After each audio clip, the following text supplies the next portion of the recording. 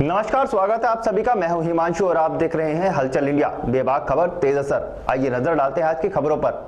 मेरठ में बुधवार की दोपहर बहसुमा बटावली मार्ग पर 3 अज्ञात बदमाशों ने एक फाइनेंस कंपनी के 2 कर्मचारियों के साथ हथियारों के बल पर 80,000 रुपए लूटने के मामले में पुलिस ने गांव झुंझुनी मार्ग पर 3 बदमाशों को मुठभेड़ के बाद गिरफ्तार कर लिया। पुलिस की मुठभेड़ में एक बदमाश को पैर में गोली लगने से वह लंगड़ा हो गया। पुलिस ने गोली लगने से घायल हुए बदमाश को अस्पताल में भर्ती कराया। पुलिस ने खुलासा करते हुए बदमाशों द्वारा लूटे गए 80,000 रुपए में से 65,000 रुपए नगद, एक बैग, एक तमंचा, एक खोकावे, एक जिंदा कारतूस, एक ATM कार्ड, आधार कार्ड, 2 चाकू, एक मोटरसाइकिल बरामद की है। पुलिस ने बदमाशों के खिलाफ रिपोर्ट दर्ज कर जेल भेज दिया है।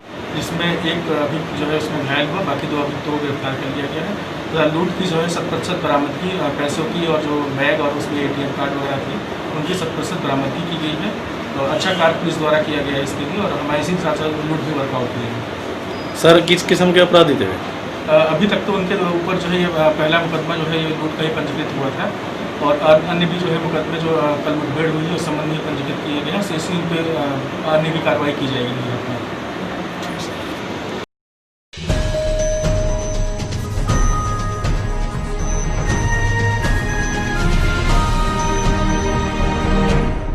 मुजफ्फरनगर के छपार में भारतीय किसान यूनियन के कार्यकर्ताओं ने थाना छपार पर पुलिस द्वारा किसानों के विरुद्ध दर्ज किए गए मुकदमों के विरोध में छपार थाने का घेराव कर धरना प्रदर्शन किया। भाजपा के जिला अध्यक्ष धीरज लाटियान ने कहा कि किसानों का उत्पीड़न बर्दाश्त नहीं किया जाएगा, और उन्होंने कहा कि किसानों पर जो पुलिस द्वारा अज्ञात में मुकदमे दर्ज किए गए हैं उनको वापस लिया जाए तथा किसी भी कार्यकर्ता को जेल नहीं जाने दिया जाएगा। तथा जिला अध्यक्ष ने कहा कि हम जनपद में शांति चाहते हैं। अगर किसानों पर मुकदमे दर्ज किए जाएंगे तो हम स्वयं कार्यकर्ताओं एवं पदाधिकारियों के साथ इसके लिए जेल जाने को भी तैयार हैं। प्रदर्शन करने वालों में जिला अध्यक्ष धीरज लाटियान, जहीर फारूकी, बघरा ब्लॉक अध्यक्ष राजेंद्र सैनी, सदर अध्यक्ष देव अहलावत, कुशलवीर ठाकुर, मंडल महासचिव नवीन राठी, ब्लॉक अध्यक्ष मांगेराम त्यागी, ग्राम अध्यक्ष भैंसर रेड्डी, अनवार प्रधान, बबलू त्यागी आदि सैकड़ों कार्यकर्ता मौजूद रहे। मौके पर पहुंचे CO सदर कुलदीप कुमार ने मुकदमे समाप्त करने के आश्वासन पर ही धरना समाप्त हुआ। मैं खुलेआम भी कह दी पंचायत में आवाज और आपके माध्यम से कह रहा, हम जनपद में बिल्कुल शांति चाह रहे। हम चाह रहे कोई धरना प्रदर्शन ना हो, कोई मजबूरी बने। ये तो कहें अधिकारी के बातचीत का रास्ता निकाल लो, और हम कह रहे इस बात को कि अधिकारी मसलों का बातचीत का रास्ता निकाल लो। बात कई दौर में पहले भी होली। अब कोई आंदोलित किसान होगा, अपनी बात कह रहा है, वो उसका विरोध करने का तरीका क्या है? विरोध करने का तरीका पंचायत भी है, घेराव भी है, धरने हैं, उस काम का खेत में विरोध करना भी है। जो मशीन ने वहाँ वैदिक रहने जबरदस्ती किसानों की बात सुने, भाई क्यों रोक लगा रहे? तुम क्यों रोक रहे? उन पर मुकदमे लगाएंगे। हम ऐसा होने नहीं देंगे। मुद्दा रहेगा बाद में। पहले जो अपने कार्यकर्ता पर मुकदमे लगे या किसानों पर मुकदमे लगे, हम उनकी बात करेंगे पहले। आज यहाँ आने का मामला ये रहा, अखबार में हमने पढ़ी थी, भारतीय किसान के अज्ञात कार्यकर्ताओं पर मुकदमे दर्ज। अज्ञात का मतलब क्या हो? या किसान हो या कार्यकर्ता। भाई अज्ञात का मामला जो है कि भारतीय किसान का जिला अध्यक्ष धीरज लाटियान जेल में जाएगा। पहले वो अपने कितने कार्यकर्ता को लेकर जाएगा, सारे पदाधिकारी बैठे हैं, आज दिन 10-20 है लेकर जाएगा। हम यहाँ आए, हमने CO को कह दिया, SO को कह दिया, भाई हमारे वारंट बनाओ, हम जेल जाएंगे, किसान जेल नहीं जाएगा। या उसे कट करो। क्या मुकदमे लगाए तुमने? आंदोलन हम करेंगे, आंदोलन हम करेंगे, अपनी बात उठाएंगे। अगर मुकदमे वाली बात पर प्रशासन होगा तो डट के उसका विरोध करेंगे। हमें जेल भरो आंदोलन चलाना हो या कोई तरीका अपना शैली जो पुरानी होती है वे करनी हो। कुछ अपनी मांगे थी, जो भी मांगे थी उसको लेकर चर्चा हो गई है। जिलाध्यक्ष और जो भी अन्य पदाधिकारी सभी लोगों से कुछ चर्चा हो गई है, और जो भी उनके जनरल मुद्दे हैं उन सबको लेकर उसको हम लोग दिखा रहे हैं। जो भी उसमें कानूनी कार्रवाई, वैधानिक जो भी कार्रवाई होगी उस हिसाब से उसको निस्तार कराएंगे।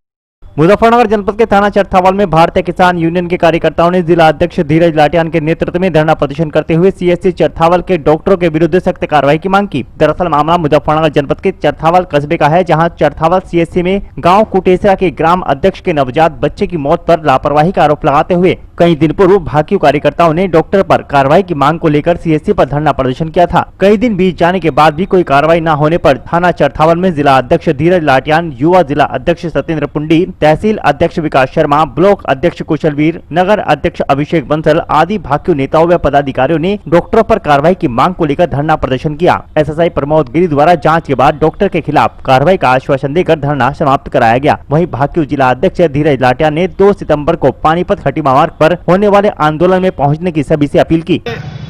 हमारे कुटेश्वर के ग्राम अध्यक्ष है, उनके लड़के की जो घरवाली थी उसका बच्चा हुआ था यहाँ पे, और वो बच्चा होने के बाद इन डॉक्टरों की लापरवाही के कारण वो मार दिया गया।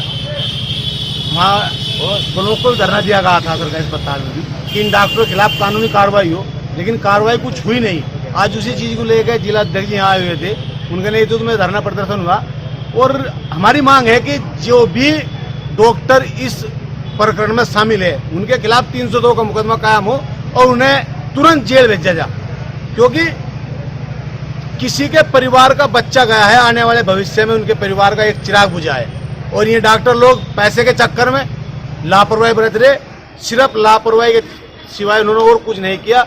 अगर इन्हें पैसे देते तो सारा काम ठीक, अगर पैसे नहीं दिया तो उनकी तरफ से कोई मरे कोई जीवे, उसी को लेकर आज धरना प्रदर्शन था। इसमें थाना अध्यक्ष ने एक लिख के उनके खिलाफ कार्रवाई के लिए आश्वासन दिया, और अगर ये कार्रवाई नहीं होती तो अब का निश्चितकालीन धरना यहाँ पर रहेगा, जिसकी जिम्मेदारी टोटल शासन प्रशासन और चिकित्सा विभाग की रहेगी।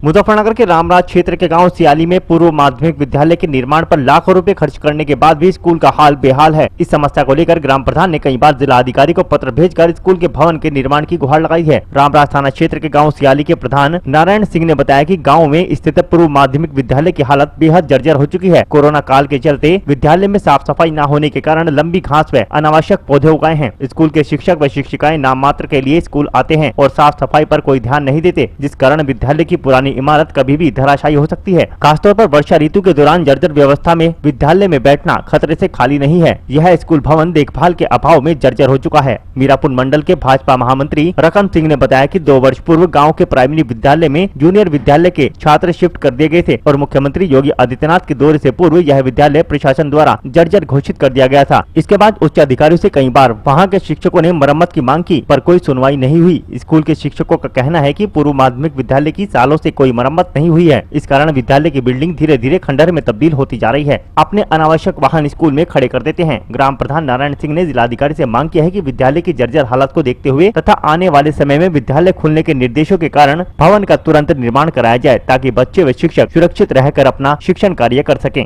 सर, हमने इसका एक प्रार्थना पत्र एसडीएम लेवल पे भी दिया था और मैंने सोशल मीडिया के माध्यम से भी इस विद्यालय के बारे में जानकारी दी थी और इसकी फोटो के साथ साथ लिखा भी यह था किसी भी दिन बड़ा हादसा हो सकता है, क्योंकि दीवारों के नीचे से भी रेत निकल रहा था।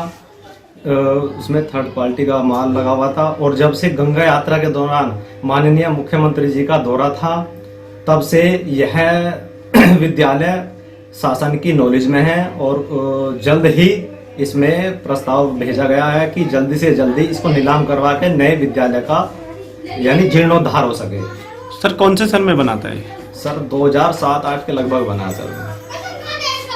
सर 2008 या 7 में अगर बना है, इतनी जल्दी ख़राब तो होना ना चाहिए। लमसम लेंटर जो आम लेंटर डलते हैं सर 20-30 साल तो वही चल जाते हैं, लेकिन ये तो 12-13 साल के समथिंग ही चल पाया। इसके पीछे क्या कारण रहा है बड़ा? सर, इसमें कारण रहा है, इसमें जो मटेरियल लगना था गुणवत्ता के दौरान वह नहीं लग पाया था, क्योंकि जिस वक्त ये इसका निर्माण हो रहा था, निर्माण होते होते ही इसका लेंटर नीचे गिर गया था।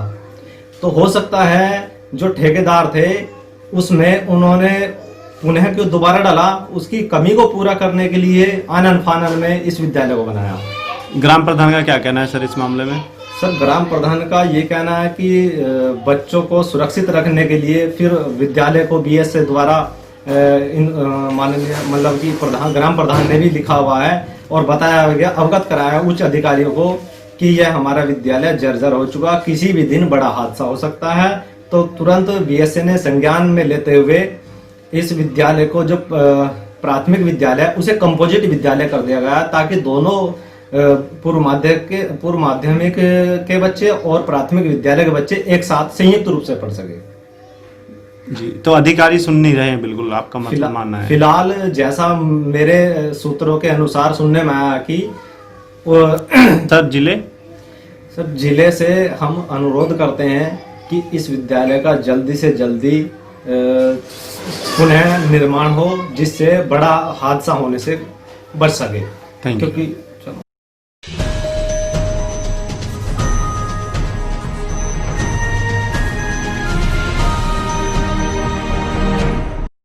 बिजली के बकाया बिलों की वसूली को लेकर बिजली विभाग द्वारा काटे गए ग्रामीणों व किसानों के कनेक्शनों के विरोध में इससे जुड़ी अन्य मांगों को लेकर भारतीय किसान यूनियन के जिला सचिव मोहम्मद आलिम के नेतृत्व में भारतीय किसान यूनियन के कार्यकर्ताओं ने सोमवार को सहारनपुर के गांव टांडा के बिजली घर पर धरना प्रदर्शन किया। इस दौरान उन्होंने विभाग के खिलाफ नारेबाजी भी की तथा जेई राजेश कुमार पर अभद्रता करने का आरोप लगाते हुए उनको तत्काल बिजली घर से हटाए जाने की मांग की। काफी समय बाद बिजली विभाग के एसडीओ राजकुमार प्रदर्शनकारियों के बीच पहुंचे और भारतीय किसान यूनियन के कार्यकर्ताओं ने अपना मांग पत्र उन्हें सौंपा। प्रदर्शन के दौरान थाना प्रभारी वीरेश पाल गिरी भी पुलिस बल के साथ मौजूद रहे। एसडीओ राजकुमार ने ज्ञापन लेते समय कहा कि उनकी ये मांगे उच्च अधिकारी को पहुंचाकर उनका निदान कराने का प्रयास किया जाएगा। इस दौरान तहसील अध्यक्ष सचिंद्र सिंह राणा, जिला सचिव मोहम्मद आलिम प्रधान, ब्लॉक अध्यक्ष मोहम्मद कामिल, युवा ब्लॉक अध्यक्ष अनुज कश्यप, युवा किसान नेता साजिद रावत, पूर्व ब्लॉक अध्यक्ष चौधरी राकिब, सतपाल नागर, इलम नागर, मुकेश चौधरी, इसरार मुकर्रम, नौशाद प्रधान, पप्पू, सुनील राणा, खुर्शीद प्रधान, अनीस रावत, मनव्वर रावत, असलम अंसारी, सुखबीर राणा, धीर सिंह राणा, वहीद खैरी, आलिम हुसैनपुर आदि शामिल रहे।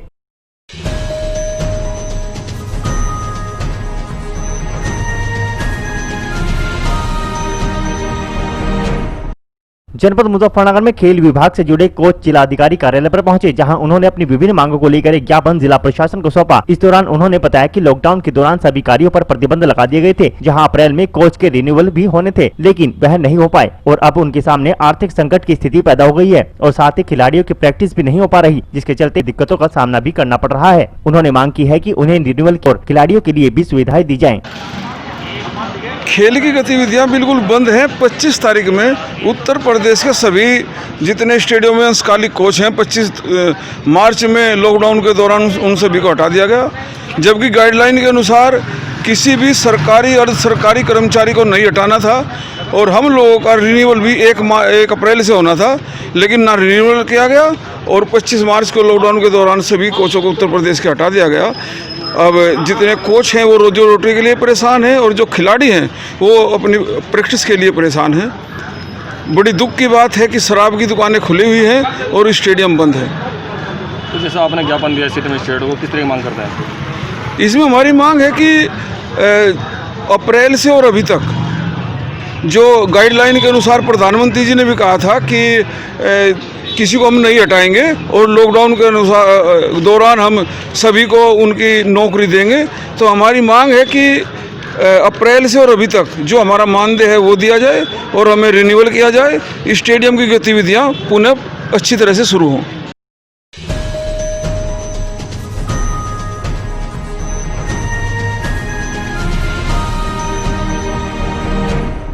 जनपद मुजफ्फरनगर के जिला अधिकारी कार्यालय पहुंचे पीआरडी के जवानों ने बकाया वेतन दिलाने की मांग को लेकर एक ज्ञापन जिला प्रशासन को सौंपा। पीआरडी के जवानों ने बताया कि उनकी ड्यूटी के आदेशों पर कस्तूरबा गांधी विद्यालय पर लगाई गई थी, जिसका भुगतान उन्हें आज तक नहीं किया गया, जिसको लेकर उनके सामने आर्थिक संकट खड़ा हो गया है। उन्होंने जिला प्रशासन से वेतन दिलाए जाने की मांग की है। हमारी ड्यूटी जो है दिसंबर के महीने में डीएम के आदेश अनुसार जो है कस्तूरबा गांधी में ड्यूटी लगी थी और जो है मार्च के महीने से जो है हमें वेतन नहीं मिला। पीआरडी के जवान है साहब, करीब 16 जवान लग रही थी। हाँ, इसमें 375 रुपये प्रति जो है डेली वेजेस के हिसाब से मिलते हैं। मार्च के महीने से नहीं मिली साहब, हमारा वेतन मिल जाना चाहिए साहब।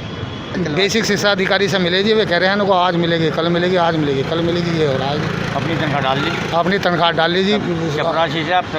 चपरासी सर और जो है अपने जो है टीचर हैं उनकी सबकी तनख्वाह डाल ली साहब, हमारी रह रही है। आदेश आओगा, आदेश आओगा, बजट आओगा, ये क्या है, ऐसी बात कहते हैं।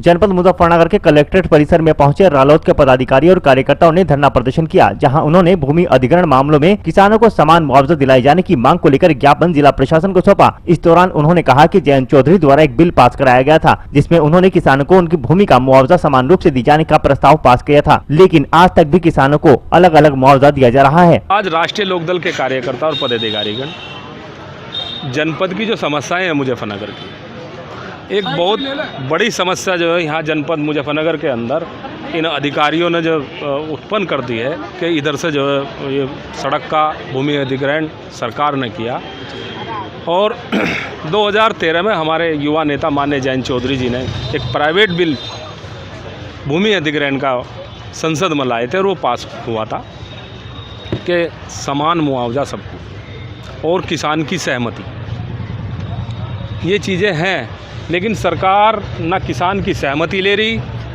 और ना समान मुआवजा दे रही। एक खेत वाले को किसान को कुछ दे रहे, दूसरे को कुछ दे रहे, तो ये भेदभाव क्यों?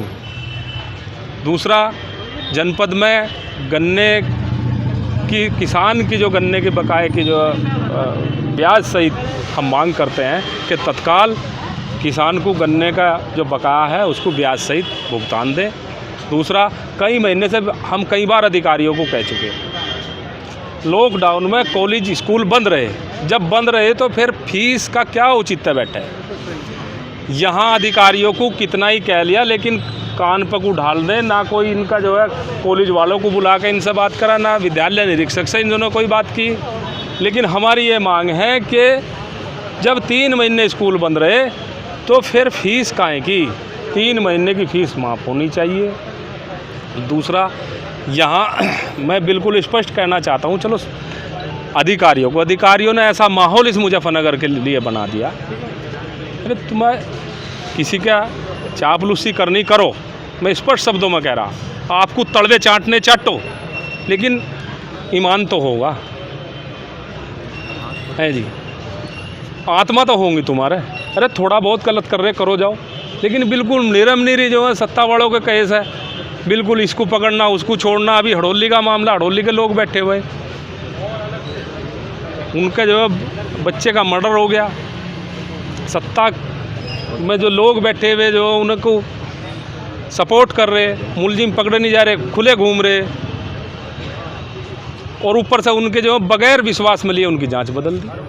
तो आज इन सभी मांगों को लेकर आज इन मांगों को लेकर यहाँ बैठे हैं, और जब तक कोई इन बातों का हल नहीं होगा यहाँ से जानेंगे नहीं।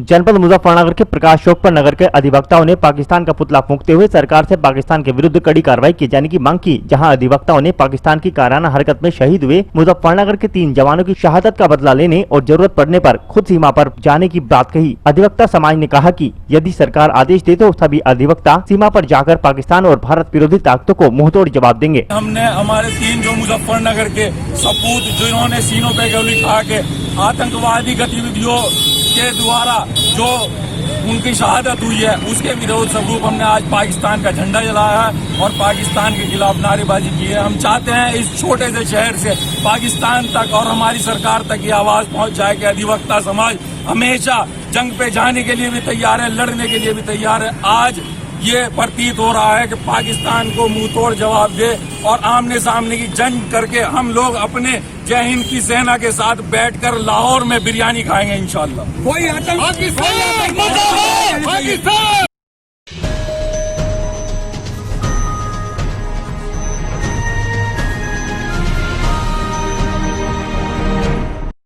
मुजफ्फरनगर के रामराज क्षेत्र के गांव कैलापुर जसमोर क्षेत्र के गांव देवल में प्राचीन मंदिर के पास साफ सफाई न होने के कारण ग्रामीणों ने प्रधान के प्रति रोष व्याप्त है। रविवार को प्रातः ग्रामीणों ने मिलकर मंदिर के पास लगे गंदगी के ढेर को साफ किया तथा मंदिर प्रांगण में बरसात के चलते पैदा हुई लंबी घास को काटकर साफ सफाई की। रामराज थाना क्षेत्र के गाँव कैलापुर जसमोर में साफ सफाई बिल्कुल भी नहीं होती। आलम यह है कि जगह जगह घरों से निकला कूड़ा यूं ही पड़ा रहता है। लोगों ने बताया कि वार्ड की सफाई के लिए तैनात सफाई कर्मी झांकने तक नहीं आते। गंदगी से उठने वाली बदबू के चलते लोगों का घरों में रहना मुश्किल हो गया है। ग्रामीणों ने बताया कि कई बार ग्राम प्रधान से इसकी शिकायत की जा चुकी है, लेकिन कोई सुनने वाला नहीं है। गाँव के सिद्धपीठ देवल आश्रम एवं शिव मंदिर प्राचीन मंदिर में बरसात के चलते लंबी लंबी घास पैदा हो गई है तथा इसके आसपास गंदगी के ढेर लगे हैं। बरसात के कारण इस गंदगी के ढेर में कीटाणु पैदा हो रहे हैं, जिस कारण ग्रामीणों में नई नई बीमारियां पैदा हो सकती हैं। कूड़ा उठाने के लिए ग्रामीणों ने कई बार ग्राम प्रधान से कहा, परंतु उसकी कोई सुनवाई नहीं हो पाई।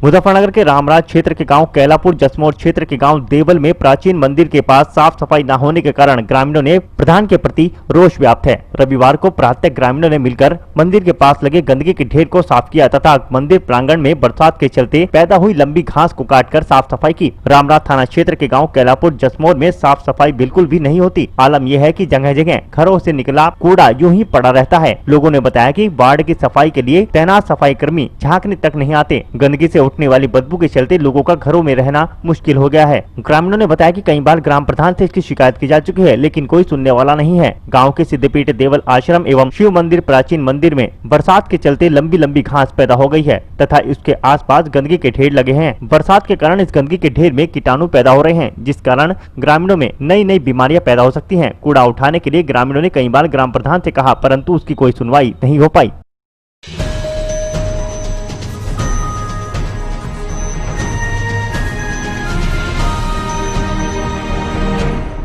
मुजफ्फरनगर के रामराज के गांव देवल में बना उप स्वास्थ्य केंद्र आज भी बदहाली की हालत से जूझ रहा है। उप स्वास्थ्य केंद्र वर्षों बाद भी मूलभूत सेवा को लेकर दंश झेल रहा है। देवल के उप चिकित्सा केंद्र पर ना तो रोजाना चिकित्सक की सुविधा उपलब्ध है और न ही कोई टेस्ट की सुविधा उपलब्ध कराई गई है। स्वास्थ्य सेवा के नाम पर सिर्फ 2 गोली देकर भेज दिया जाता है। वैसे तो इस प्राथमिक उप स्वास्थ्य केंद्र पर रंग रोगन का खासा ध्यान दिया जाता है, परंतु अंदर से देखा जाए तो केंद्र के अंदर बदहाली साफ दिखाई देती है। अस्पताल के चारों ओर घासों का जंजाल बना हुआ है। कोई भी कर्मचारी सफाई व्यवस्था पर ध्यान नहीं देता। अस्पताल का कुछ हिस्सा तो जर्जर हालत में गंदा पड़ा हुआ है। यहाँ तक कि अस्पताल की जर्जर पड़ी इमारत के अंदर से बल्ब तक निकाल लिए गए हैं। एएनएम के समय पर न आने के कारण गर्भवती महिलाओं को टीकाकरण के लिए बार बार उप स्वास्थ्य केंद्र के चक्कर लगाने पड़ते हैं। गाँव के पास से होकर गुजर रहे दिल्ली पौड़ी राजमार्ग पर सड़कों की बदहाली के कारण आए दिन एक्सीडेंट भी होते रहते हैं। सड़क दुर्घटनाओं में घायल व्यक्तियों को देवल से लगभग 26 किलोमीटर दूर जानसठ सीएचसी पर भेजा जाता है, जहाँ पर चिकित्सक के नाम पर मात्र खाना पूर्ति कर उसे 22 किलोमीटर दूर मुजफ्फरनगर के लिए रेफर कर दिया जाता है।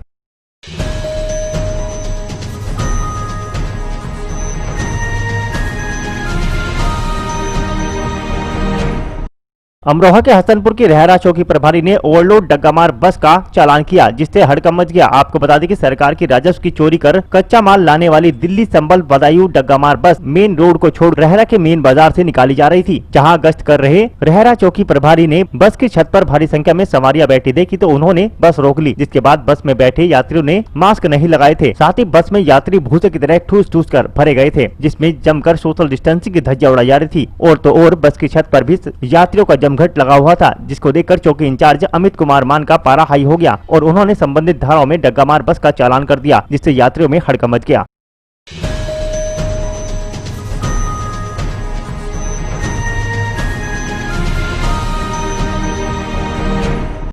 अमरोहा के हसनपुर क्षेत्राधिकारी सतीश चंद्र पांडे ने चार्ज संभाला, जहां पर उन्होंने हसनपुर का चार्ज संभालते ही क्राइम खत्म करने की अपनी प्राथमिकता बताई। आपको बता दें कि हसनपुर क्षेत्राधिकारी कार्यालय में रिक्त पद के चलते क्षेत्राधिकारी सतीश चंद्र पांडे ने स्थानांतरण के दौरान हसनपुर क्षेत्र का चार्ज संभाल लिया है, जिसमें ईमानदार क्षेत्राधिकारी सतीश चंद्र पांडे से वार्ता की गई तो उन्होंने बताया कि पीड़ित को हर संभव न्याय मिलेगा और उनकी पहली प्राथमिकता महिलाओं पर हो रहे अत्याचार पर अंकुश लगाना होगा। साथ ही साथ क्राइम पूरी तरीके से क्षेत्र में समाप्त किया जाएगा। किसी भी मामले में पीड़ित को परेशान नहीं किया जाएगा।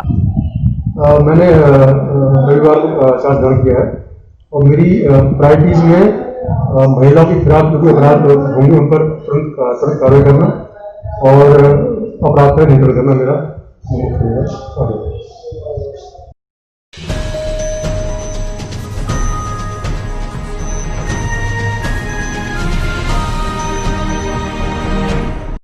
अमरोहा के हसनपुर में मुहर्रम पर सुरक्षा व्यवस्था कायम रखने के लिए चप्पे चप्पे पर पुलिस बल तैनात किया गया। नगर में सुबह से लेकर गांव कस्बों तक में पुलिस पीएसी बल का पहरा रहा। पुलिस प्रशासनिक अधिकारी भी दौरा करते हुए हरकत में दिखाई दिए। कोरोना से बचाव के मद्देनजर किसी भी सामूहिक आयोजन को नहीं करने की हिदायत दी गई है। मुहर्रम पर हर साल जुलूस आदि निकाले जाते हैं। करबला में ताजिए दफन किए जाते हैं। इस बार कोरोना के प्रकोप के चलते सभी धार्मिक कार्यक्रम के आयोजन पर शासन प्रशासन की रोक लगी हुई है। घरों में ही रहकर सोशल डिस्टेंसिंग का पालन कर धार्मिक कार्य संपन्न कराने की हिदायत दी गई है।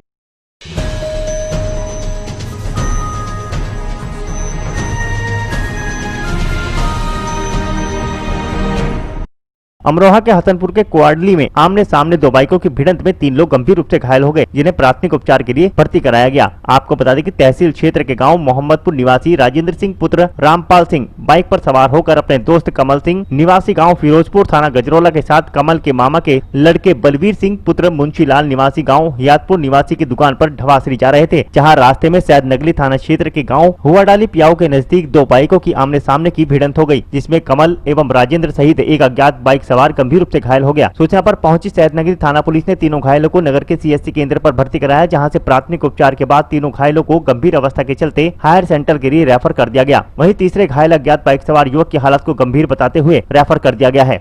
हम तो सारे इधर से जा रहे थे, ये दो उधर से आ रहे हैं, सामने से हमारी सीधी मोटरसाइकिल थी, बाइक थी, हम तो दवा से जा रहे थे। ये पता नहीं 3 है क्या है, पता नहीं इनका जो 2 थे।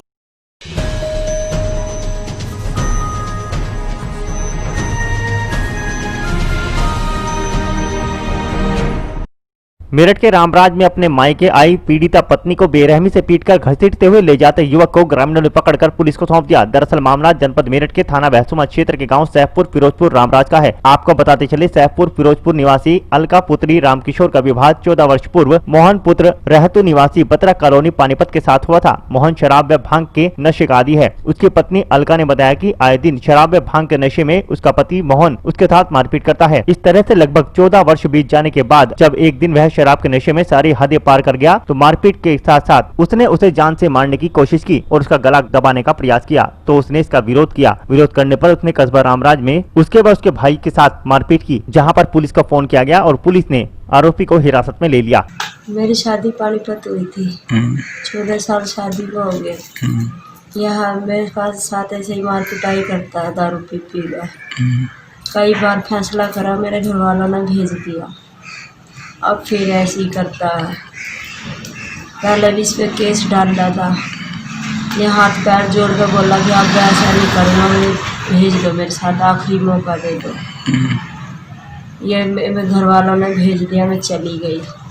अब फिर ये दारू पी के मेरे साथ ऐसे ही मार पिटाई करता है, रोज गाली गलौज।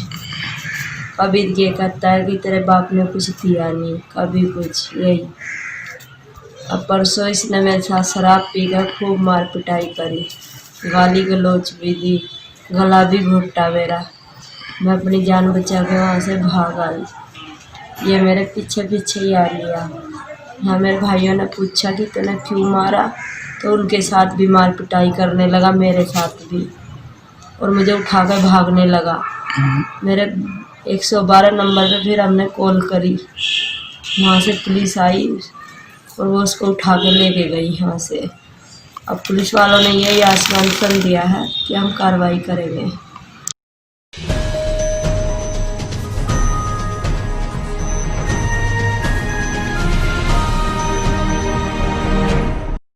आज के बुलेटिन में इतना ही। कल फिर होंगे हाजिर कुछ नई और ताजा खबरों के साथ। देखते रहिए हलचल इंडिया, बेबाक खबर तेज असर।